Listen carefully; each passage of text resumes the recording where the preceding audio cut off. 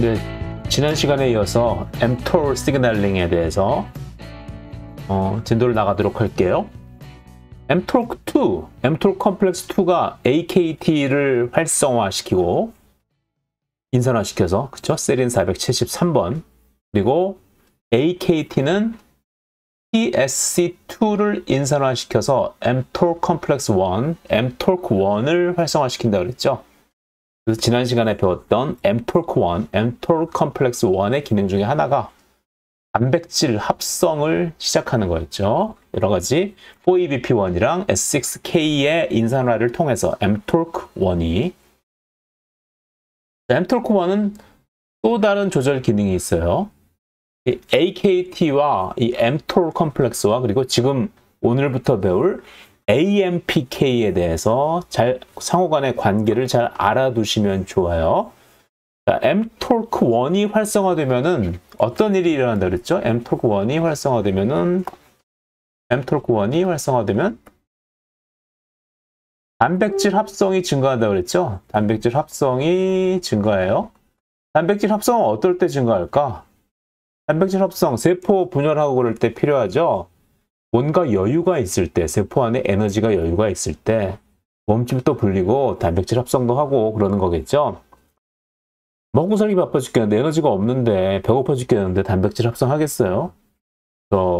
근육 빌드업 하려고 막 닭가슴살 먹는 사람들이 있는데 뭐 열심히 다이어트 하면서 닭가슴살을 먹어서 근육을 키우겠다. 아무것도 안 먹으면서 저 같은 과체중인 사람은 다이어트를 요즘 하고 있긴 한데 살을 빼려고 하면서 아무것도 안 먹으면서 근육이 생기기를 바라지는 않겠죠, 그죠? 뭔가를 먹어야겠죠. 그런 경우에 제 주변에 있는 젊은 친구들 보니까 닭가슴살 같은 걸 먹던데 단백질을 먹어야 되는 거죠, 그죠? 에너지가 좀 있어야지. 얘기를 하다 보니까 좀 엉뚱한 데로 왔는데 몸에 에너지가 남아 돌아야지 단백질 합성도 하고 그럴 거 아니에요. 그래서 이 mTORC1은 세포 내의 에너지 상태에 의해서 아주 정교하게 조절이 돼요. 결론을 미리 말씀드리면 에너지가 충분히 있어야지만 mTORC 컴플렉스 1이 활성화되는 거죠. 자, 그래서 이번에는 세포 내의 에너지 상태에 의한 mTOR 컴플렉스 1의 활성 조절에 대해서 공부해 보도록 할게요. 여기서 새로 나오는 친구가 있죠. AMPK. 그동안 우리 뭐 배웠어요? PKA, 프로테인 카이네이즈 A, 그리고 마이토젠 액티베이트 프로테인 카이네이즈, 맵 카이네이즈 배웠죠? 비슷비슷한데 헷갈리지 마세요. AMP는 AMP 액티베이트 프로테인 카이네이즈. 그야말로 ATP도 아니고 ADP도 아니고 AMP, 아데노신 모노포스페이트에 의해서 활성화되는 그러한 프로테인 카이네이즈예요. 제가 검색하고 있죠. 검색해보니 ATP도 아니고 ADP도 아닌 AMP가 많아지면 세포 안에 에너지가 적은 걸로 인식한다. 즉 배가 고파질 때 AMP가 많아지겠죠. ATP 한번 가수분해해서 ADP 만들어서 쓰고 ADP 또 가수분해해서 AMP 만들어서 쓰니까 이 껍데기만 남는 거죠. 에너지가 없을 때는 AMP 양이 많아지겠죠. 세포 내의 에너지 상태는 ATP가 많으면 에너지 상태가 훌륭한 거고 ATP가 적고 ADP나 AMP가 많으면 세포가 굶주린 거죠. 자, 전 시간에 mTORC1이 단백질 합성 개시를 도와준다는 것을 배웠다. 단백질 합성을 시작하려면 세포 안에 에너지 레벨이 높아야 한다. 그래서 세포는 세포 안 에너지 상태를 모니터해서 항상 모니터하는 거죠. 우리 중추에서 혈당을 모니터하고 그리고 세포 내 체내 이온 밸런스를 모니터해서 소변량을 조절한다든가 그리고 혈당을 모니터해서 글리코겐을 분해한다든가 아니면 글라이코겐 합성을 진행한다든가 그래서 혈당 레벨을 비슷하게 유지하려고 하는 거. 그런 것처럼 우리 몸에서는 항상 세포 안의 에너지 상태를 모니터하고 있는데 이때 세포 안의 에너지 상태를 모니터하는 그 중간 매개체의 카이네이즈가 바로 AMPK다. 그래서 에너지가 충분히 있을 경우에 mTOR 컴플렉스 1을 활성을 업시켜서 에너지가 충분하니까 이제 좀 살 좀 찌우고 근육도 좀 만들어야지 하고 단백질 합성을 시작하는 거죠.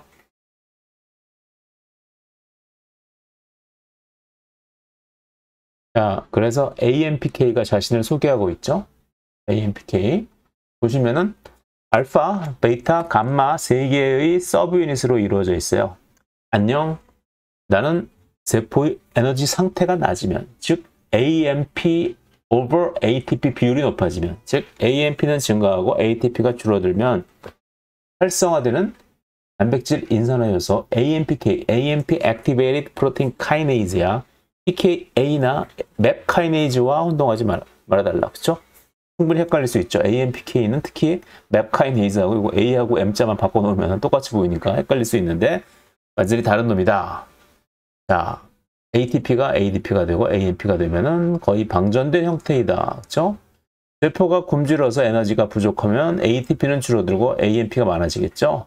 자, AMPK는 3개의 서브유닛으로 이루어져 있는데 감마 서브유닛이 바로 AMP와 결합하는 그러한 서브유닛이에요. 그래서 감마 서브유닛에 AMP가 결합하면은 활성화 알파 서브유닛이 얘가 카탈리틱 서브유닛이겠죠? 얘가 직접 인산화를 담당하는 그러한 서브유닛. 얘의 구조가 변하면서 얘를 통해서 구조를 변형시키는 거겠죠? AMP를 결합하면은 감마 서브유닛 구조가 약간 변하면서 전체적으로 뭐 단백질 스트럭처가 약간 뒤틀린다든가 해서 AMPK의 카탈리틱 서브유닛인 알파 서브유닛도 활성화된다. 그리고 구조가 변하면서 활성화되는데 그때 옆에서 도와주는 녀석이 있다. 누가? 얘가 알파 서브유닛이 약간 구조가 변하면 그 구조 변한 걸 인지해서 LKB1이라는 역시 카이네이즈예요. 이 카이네이즈가 와서 AMPK의 알파 서브유닛에 여기 뭐 트레오닌 172번이라고 있는데 뭐 여기까지 올 필요는 없어요. 알파 서브유닛에 인산화를 시켜주면서 AMPK를 활성화시킨다. AMPK를 활성화시킨다. 또한 AMPK는 여러 가지 세포 내 타겟이 있는데 그 중에 하나가 ACC예요. ACC, 아세틸코A 카르복실레이즈. 자, 지방산 대사를 갖다가 공부해 보신 분은 뭐 생화학이나 그런 데서 공부해 보신 분은 아시겠지만 아세틸코A, 아세틸 그룹, 탄소 2개짜리 그룹이 쭉 연결되어서 지방산이 되죠. 그래서 지방산은 되게 짝수죠. 네, 2개짜리가 쭉 연결되니까 지방산은 뭐 18개, 16개, 14개 정도의 짝수로 이루어진 탄소 개수를 가지고 있다. 그래서 아세틸코A 카르복실레이즈는 아세틸코A 카르복실레이즈는 내가 인산화되어서 불활성화되면 지방산의 마이토콘드리아로의 이동이 촉진되어 지방산이 분해되어 에너지를 만든다. 이것에 대해서 간단하게 설명을 해드릴게요. 이 아세틸코A 카르복실레이즈는 그 세포 내 에너지가 많이 남아돌 때 뭐 하겠어요? 에너지 많이 남아돌면은 지방으로 만들어 가지고 저장하겠죠? 남아도는 아세틸코A를 쭉쭉 연결해서 지방산을 만들어서 지방세포. 그런데 에너지가 많이 남아돌면 우리 살찌죠? 지방량, 체지방량 늘어나죠? 그렇죠? 팻이 이제 트리아실글라이세롤, 중성지방이라고 하는 거, TG라고 하는 게 되게 트리아실글라이세롤이죠. 그죠? 이 글라이세롤에 이 패티애시드 3개 붙어 있는 거, 그죠? 이런 형태로 많이 지방으로 저장이 되는데, 이걸 만들려면 이 패티애시드를 만들어야 되잖아요. 이 패티애시드를 만드는 첫 단계에 있는 효소가 아세틸코A 카르복실레이즈예요. 얘가 불활성화되면은, 즉 배가 고파서 AMPK가 활성화되면은 아세틸코A 카르복실레이즈가 인산화돼서 불활성화되고, 그러면 뭐지? 패티 애시드 바이오신테시스, 패티 애시드 합성이 줄어들겠죠, 그죠? 왜 에너지가 없는데 지방을 만들어? 제가 지금 다이어트하고 있고 굶고 있으면 지방을 당연히 안 만들겠죠, 그죠? 또한 AMP는 AMPK의 활성화를 통해 mTORC1을 불활성화시켜. 아까 제가 그 결론부터 미리 말씀드린다 그랬죠. 배고파 죽겠는데 무슨 단백질 합성을 하고 있고 무슨 지질 합성을 하고 있어, 그죠? mTORC1을 불활성화시켜서 단백질 합성을 제어한다. 자, 그런데 단백질 합성을 제어하는데 역시 메커니즘이 뭐가 관여하냐? 재미있게도 TSC1 컴플렉스가 관여해요. 에너지가 없어 배고파. 세포가 배고파하고 있죠. ATP를 갖고 싶어. AMP만 많은 거예요. 나는 배고파서 에너지가 부족한데 쓸데없이 단백질 합성 같은 걸 해서 에너지 낭비를 할 필요는 없겠지? 그걸 도와주는 게, 그걸 매개하는 게 뭐다? AMPK다. 배고프니까 AMP만 잔뜩 가지고 있어요. 그러면 AMP가 역시 AMPK에 감마 서브유닛에 결합해서 AMP 카이네이즈가 활성화된다. AMPK는 백오픈 시그널을 받으면 활성화되어서 이번에는 TSC2와 AMPK는 랩터를 인산화시켜서 우리 저번에 TSC2 인산화시키는 건 누가 있었죠? AKT가 인산화시켰죠? 역시 결론만 먼저 말씀드리면은 AKT가 인산화시키는 TSC2의 퍼스플레이션 사이트하고 AMPK가 인산화시키는 TSC2의 퍼스플레이션 시키는 이 아미노산이 서로 달라요. 서로 다른 곳에 인산화시키는 거예요. 자, 어쨌든 AMPK는 백오픈 시그널을 받으면 활성화되어서 TSC2와 랩터를 인산화시켜서 mTORC1의 활성화를 막는다. 어떻게? 자, 일단 TSC2에 세린 1387, 1387번의 AMPK가 인산화를 시키면은 얘는 원래 얘 이름이 뭐였어? 랩의 갭이었죠. 랩의 갭이었죠. 랩의 갭. 즉 랩을 따고 있는 GTP를 가수분해 시켜가지고 GDP로 만들어서 랩을 불활성화시키는 놈이 바로 이 TSC2, TSC1 컴플렉스였죠. 그런데 얘는 세린 1387에 인산화가 되면은 갭 활성, 즉 GTP를 GDP로 분해하는 활성이 늘어난다. 즉 활성화되는 거죠. 세린 1387에 AMPK에 의해서 인산화가 되면. 그럴 때는 어떻게 했어? 그러니까 이 갭 활성이 늘어나게 되니까 더 많은 랩이 불활성화된다. 그렇죠? TSC1, TSC2 컴플렉스가 GTP를 GDP로 가수분해 시켜버리니까 mTORC1을 활성화 못 시키겠네. 얘가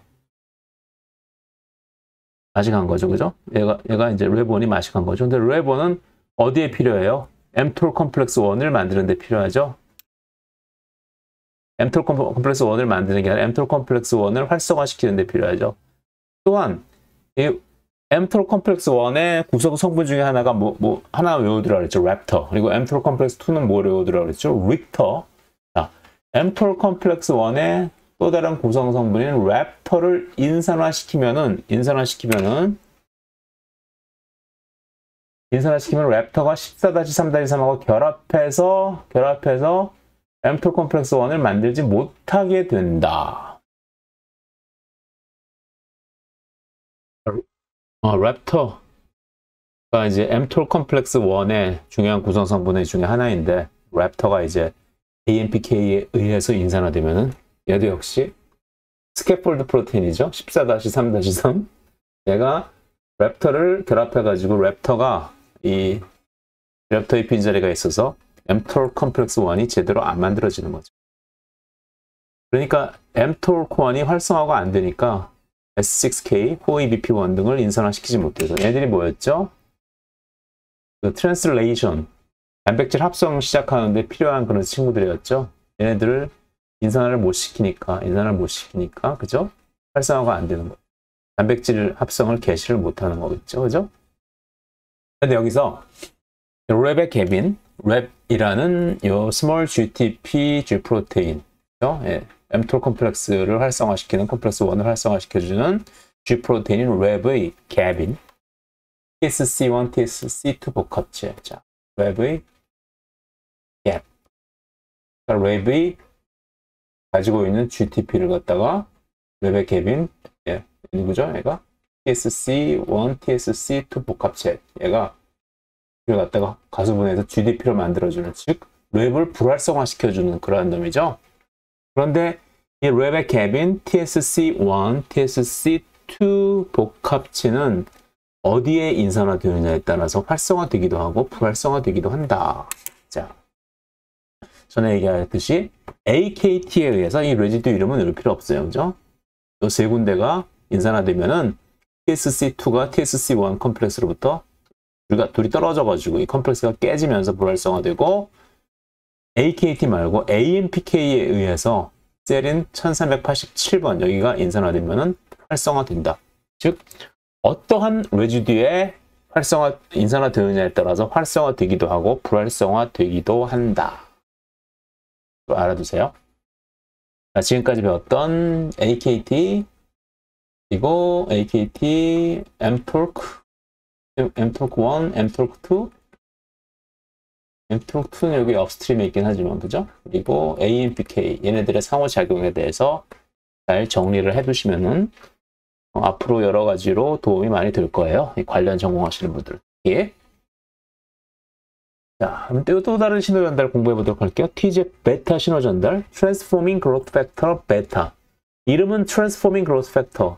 성질 전환을 시키는 성장 인자다. 그런데 사실 성장 인자라는 이름보다도 이름은 성장 인자인데 오히려 성장을 저해시키는 그러한 기능이 더 많이 보고가 되고 있어요. 그래서 이러한 성장 인자나 뭐 단백질 이름 같은 게 처음에 발견됐을 때 명명된 이름과는 오히려 반대의 기능을 하거나 전혀 엉뚱한 이름을 붙어져 있는 경우가 있는데 이름을 바꾸는 게 사람도 개명 신청하기 하면 되게 힘들죠. 이상한 이름 뭐 김개똥, 김말똥 그런 이름 가진 사람들 개명 신청 하는 게 생각보다 복잡해가지고 못하고 계신 분들 많죠.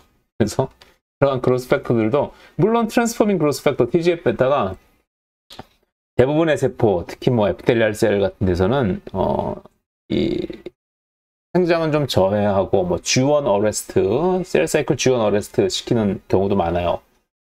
그럼에도 불구하고 그로스 팩터라는 이름을 가지고 있어서 약간 불만이긴 한데 물론 그런데 그로스 팩터로 작용하는 경우도 있어요. 어떤 특정 세포 타입에서는.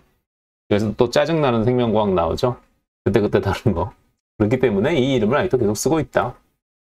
TGF 베타하고 TGF 알파하고는 완전히 다른 놈이에요. TGF 알파는 앞에서 배웠겠지만 그 EGFR 패밀리의 그로스 팩터죠. 그렇죠? 프롤리퍼레이션을 일으키는 대표적인 EGF 리셉터 계열을 활성화시키는 라이간디다. 자, 그동안 수용체 타이로신 인산화효소 리셉터 타이로신 카이네이즈에 대해서 배웠었지. 대부분의 수용체가 타이로신을 인산화하는 데 비해서 TGF-베타 수용체는 세렌트레오닌을 인산화하는 특이한 수용체다. 특이한 수용체다. 그거 참 신기하네요. 우리가 뭐 사실 이걸 잘 모르는 사람한테는 신기할 게 없죠. 뭐 타이로신 인산화나 트레오닌 인산화나 세린 인산화나 뭐 다 같은 인산화가 아니냐. 하지만 리셉터 수용체 인산화에 대해서 리셉터 카이네이즈, 리셉터 포스포릴레이션에 대해서 연구를 많이 하신 분들은 대부분의 리셉터는 타이로신의 인산화가 일어나서 활성화되고는 하는데 리셉터 중에서 타이로신이 아닌 세린하고 트레오닌의 인산화를 시키는 놈도 있구나. 이건 굉장히 특별한 놈이구나 하는 걸 알 수 있던 거죠. 그죠? 그거 참 신기하네요. 얘는 마치 뭘 아는 것처럼 네가 리셉터에 대해서 공부를 얼마나 했으면 했다고. 그죠? 얘 처음에 초등학생으로 나왔는데 지금 좀 정치가 좀 애매해요. 뭐 대학생인지도 모르겠고. 그죠? 일단 그건 참 신기하네요. 그래도 라이간드인 TGF-베타가 결합하면 수용체들이 일양화되는, 다이머라이제이션 되는 메커니즘은 비슷하지요? 그렇겠지? 이렇게 물어보는 거 보니까 정말 그럴 것 같죠? 자, 내 이름은 TGF-베타, Transforming Growth Factor, TGF-베타라 부르지. TGF-베타 수용체와 결합한다. 되게 너무 안 예쁘게 그렸어요. 요즘 새로 그린 그림들은 좀 제가 예쁘게 그렸는데 옛날 그림들은 별로 안 예쁜 것 같아요. 자, 드디어 라이간드님이 왕림하시는구나. 세포막에 TGF-베타 수용체가 세 종류가 있어요. TGF-베타 리셉터 1, 베타 리셉터 2, 베타 리셉터 3가 있는데 3는 잘 연구가 안 돼 있어서 여기 뭐 교과서 수준에서는 잘 나오질 않아요. 우리가 1하고 2만 좀 알아두시면 될 것 같아요. TGF-베타 리셉터와 결합한다. 자, TGF-베타 리셉터 2가 있고 1이 있는데 TGF-베타와 직접 다이렉트하게 컨택트하는 놈은 누구다? TGF-베타 리셉터 2. TGF-베타 결합 시에 우리 TGF 리셉터 1과 TGF 리셉터 2가 모여들어 2이 모여들어 이형사량체 헤테로 테트라머릭 컴플렉스 TGF 리셉터 타입 2라고 읽는데 2라고 읽든지 2라고 하면 안 되겠나? 가라고 그래야겠죠. 이런 것도 사소한 오타라고 할 수 있겠네요. 이 모여들어 이형사량체 헤테로 테트라머릭 컴플렉스를 형성한다. 그리고 TGF-베타 리셉터 2가 TGF 리셉터 1을 인산화시켜 활성화시킨다. 재밌게도 직접 결합하는 놈은 TGF-베타 리셉터 2이고 인산화되는 놈은 누구다? TGF-베타 리셉터 1이다. 그리고 인산화시키는 놈은 누구다? TGF-베타 리셉터 2다. 자, 다시 정리하면 라이간드를 결합하는 놈은 리셉터 2, 카이네이즈 활성을 지닌 놈은 리셉터 2, 인산화되는 놈, 어디에 인산화될까? 세린하고 트레오닌에 인산화되는 놈은 리셉터 1.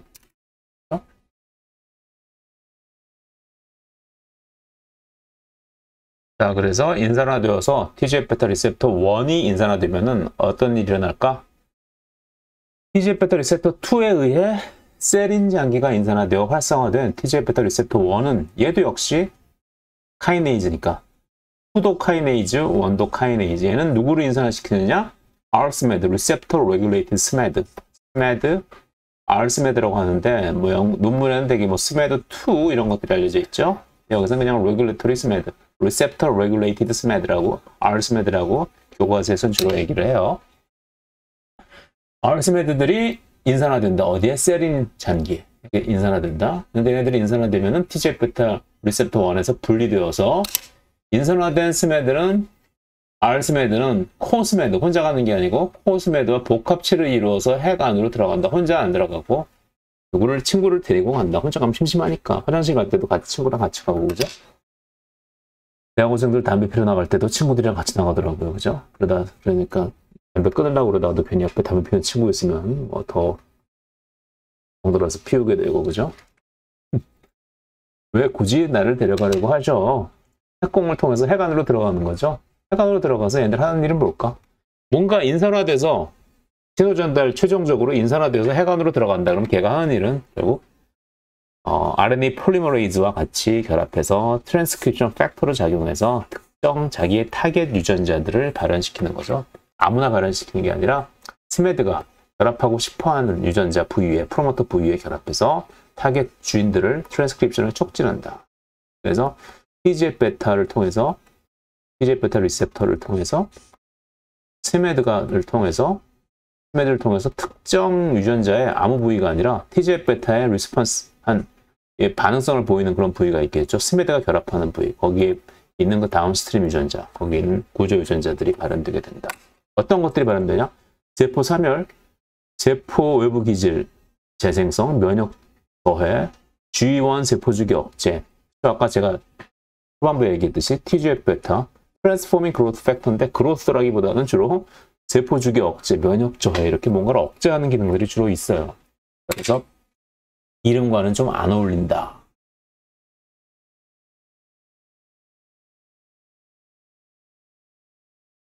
그럼 TGF-β 시그널링 다음으로는 뭐가 있을까요? 야누스 카이네이즈, 잭스텟 시그널링. 이것도 많이 들어보셨을 거예요. 잭스텟 시그널링. 야누스, 얼굴 두 개인 두 얼굴의 신이죠. 로마 신화에 나오는 야누스 카이네이즈. 두 얼굴의 신의 이름을 딴 거야. 왜 그런지 나중에 얘기할게요. 보면 한쪽엔 손이 있고 한쪽은 손이 붕대에 감겨 있죠. 그죠? 이게 뭘까? 그리고 잭스텟. 나는 잭에 의해서 인산화되어서 핵 내부로 이동하는 스텟. 시그널 트랜스듀서 and activators of transcription. 얘도 역시 핵내로 이동해서 전사인자로 역시 활약하겠죠. 그죠? 잭스텟 시그널링도 꼭 배우고 가야 할 만큼 중요한 신호 전달 과정이다. 잭스텟 시그널링은 리셉터의 카이네이즈 활성이 리셉터 타이로신 카이네이즈처럼 없는 경우, 지금까지 배운 거 뭐 EGFR도 들어가지만 뭐 홀 패밀리 그죠?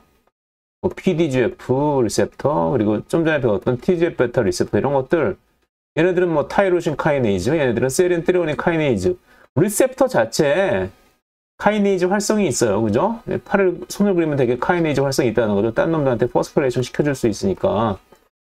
그런데 이 잭스텟 신호 전달은 수용체 자체에 카이네이즈 활성이 RTK와 같이 리셉터 타이로신 카이네이즈처럼 없는 경우에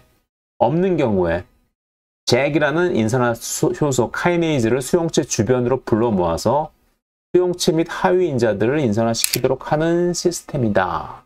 교수님, 그러니까 타이로신 카이네이즈 활성이 없는 경우에 수용체들이 잭을 대신 카이네이즈로 불러서 사용하는 거네요. 아, 그러네. 그죠? 잭은 리셉터 중에서 다른 리셉터는 대개 카이네이즈 액티비티가 있는데 어떤 리셉터는 카이네이즈 액티비티가 없어요. 그러면 세포 내부로 신호를 전달해야 되니까 누군가를 인산화시켜야 되는데 못 시키니까 용병을 갖다가 불러오는 거죠. 그 용병, 카이네이즈 액티비티를 가진 용병이 누구냐? 바로 잭이다. 나는 활성이 없지만 카이네이즈 도메인의 활성을 위해 필요하다는 무슨 소리냐? 이게 잭이랑 카이네이즈는 카이네이즈 도메인과 슈도 카이네이즈, 가짜 인산화 효소 도메인, 뭐 아미노산 시퀀스를 보면은 카이네이즈 도메인과 비슷하게 생겼는데 카이네이즈 활성이 실제로는 없더라. 그래서 우리가 슈도 카이네이즈, 가짜 인산화 요소 도메인이라고 불러요.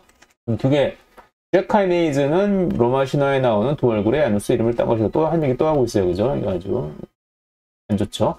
타이로신 카이네이즈 활성을 가진 JH1 카이네이즈, 야누스라서 JH1 카이네이즈 도메인과 유사한 구조를 가졌으나 타이로신 카이네이즈 활성이 없는 JH2 도메인, 얘는 JH1, 얘는 JH2 도메인, 두 개의 도메인을 가지고 있다. 뭐, 그 정도로. 그래서 야누스다 이름이 뭐 그냥 단순한 사실이죠, 그죠? 자, 사이토카인. 내가 간다, 맞을 준비를 하려면 사이토카인은 약간 혼동의 여지가 있지만 호르몬과 성장인자와는 조금 다르다. 그로스 팩터. 주로 면역세포의 활성화에 관여하는 케모카인, 인터페론, 인터루킨, TNF 알파, 투머 네크로시스 팩터 알파 등을 사이토카인이라고 부른다. 사이토카인은 주로 면역세포의 활성에 관여하는 직구라고 생각하시면 돼요. 자, 그래서 사이토카인 이렇게 굳으면 자, 내가 간다. 맞을 준비를 하렴. 우리 리셉터에 리셉터 타이로신 카이네이즈에 여러 리간드가 결합하는 과정하고 비슷하죠. 날라온다기보다는 이제 디퓨전 돼서 확산돼서 오는 건데 사이토카인 리셉터가 있죠. 자, 애들이 리간드 사이토카인이 오는 것은 좋은데 우리는 타이로신 카이네이즈 활성이 없어서 어떻게 신호를 전달할까? 이가 없으면 잇몸으로 우리가 타이로신 카이네이즈 활성이 없으면 다른 놈 용병을 고용하면 되지. 너 일로 와봐. 야누스 카이네이즈.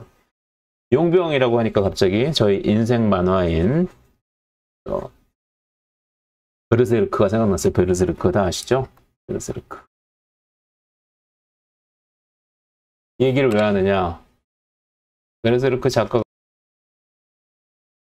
미우라 켄타로, 저랑 나이가 동갑인가 비슷하던가 그렇죠. 갑자기 이 만화를 완결을 못 시키고 지금 몇십 년째 질질 끌고 있는데 완결을 결국 못 시키고 돌아가셨어요. 굉장히 마음이 슬퍼요. 그래서 오늘 굉장히 기분이 다운된. 자, 어쨌든 중요한 건 저기 얘기를 왜 했지? 용병, 거기서 이제 주인공이 용병이죠. 용병주로, 그죠? 그래서 야누스 카이네이즈는 타이로신 카이네이즈 액티비티가 없는 주로 케모카인, 사이토카인 리셉터들의 용병으로 쓰인다. 다른 놈들을 인산화시키기 위한 용병으로 쓰인다. 자, 여기 사이토카인이 리셉터에 결합하였어요. 리셉터에 결합하니까 잭이 여기 리크루트 되는 거죠. 야누스 카이네이즈가 너 일로 와봐. 그죠? 여기 담당 일진이 부르죠. 가야죠. 딱 가가지고 일단 불러서 야누스 카이네이즈가 누굴 인산화시켜요? 이 수용체. 이 사이토카인의 수용체도 역시 타이로신 레지두가 있어요. 이 타이로신 레지두가 야누스 카이네이즈의 카이네이즈 도메인, 슈도 카이네이즈 도메인 하는 일이 없으니까 이러고 있죠. 인산화시킨다. 우리 잭이 사이토카인 수용체에 타이로신을 인산화시키면은 자, 포스포타이로신을 인지하는 도메인 뭐라고 그랬죠? SH2 도메인. SH2 도메인을 가진 스타트. 이 시그널링의 이름이 뭐였죠? 잭 스타트 시그널링. 잭 스타트 시그널링. 야누스 카이네이즈와 스타트 트랜스크립션 팩터가 관여하는 시그널링이라고 그래서 자, 그래서 이 스타트는 SH2 도메인을 가지고 있으니까 호시탐탐 어디 포스포타이로신이 증가하느냐, 생기느냐 안 생기느냐를 모니터하고 있다가, 모니터한다기보다는 둥둥 떠다니다가 디퓨전 되다가 떨어졌다 붙었다 하다가 이제 포스포타이로신이 있으면 거기 딱 결합한다는 거죠. 포스포타이로신이다. 보고 찾아가는 건 아니죠, 사실. 이럴이라고 믿는 분들은 없을 거예요. 그러면 이 포스포타이로신에 딱 붙으면은 우리는 SH2 도메인이 있어서 포스포타이로신 보고 왔어요. 그러면 얘도 역시 스태트에도 타이로신 레지두가 있는데, 타이로신 잔기가 있는데 걔가 또 누가 인산화 시켜주느냐? 역시 잭이 역시 이 리셉터뿐만 아니라 스태트도 역시 인산화 시켜준다. 자, 외워라. 잭은 스태트를 인산화 시킨다. 외워라. 그죠? 외워라고 그러죠? 외우면 되지 뭐. 잭은 스태트를 타이로신 잔기에 인산화 시킨다. 근데 재밌는 게 이제 타이로신 잔기에 인산화되었으면 이제 더 이상 이 스태트들은 이 SH2 도메인을 리셉터의 포스포타이로신과 결합하는 데 쓰지 않고 자체들이 인산화되었으면, 자체들이 타이로신에 인산화되었으면 자기들끼리 서로의 SH2 도메인을 이용해서 상대방의 포스포타이로신을 인지해서 결합한다. 자, 이제 우리 서로 타이로신에 인산화되었으니 서로의 SH2 도메인으로 서로의 포스포타이로신을 인지하여 다이머를 만들자. 잘 가. 이제 야누스 카이네이즈는 할 일 다 했죠? 스태트. signal transducer and activators of transcription의 약자이니 결국 핵안으로 이동해서 전사, 트랜스크립션을 활성화시킨다. 이렇게 일양체를 이룬 스탯이 어디로 갈 것 같으니 RNA 폴리머레이즈와 함께 역시 타겟 유전자들을 발현시킨다. 자, 지금까지 많은 시그널 트랜스덕션 경로를 배웠는데 공통적인 부분이 있지. 라이간드가 결합하면 수용체가 다이머라이제이션 되고 세포 내로 인산화에 의한 신호를 전달하고 결국에는 핵 내에서 유전자 발현을 시킨다. 대부분 물론 세포 안에서 일이 끝나는 경우도 많은데 많은 경우에는 트랜스크립션 팩터를 활성화시켜서 세포 안으로 신호를 전달하는 경우가 많아요. 그 다음은 나치 시그널링인데 이것은 다음 시간에 하도록 할게요.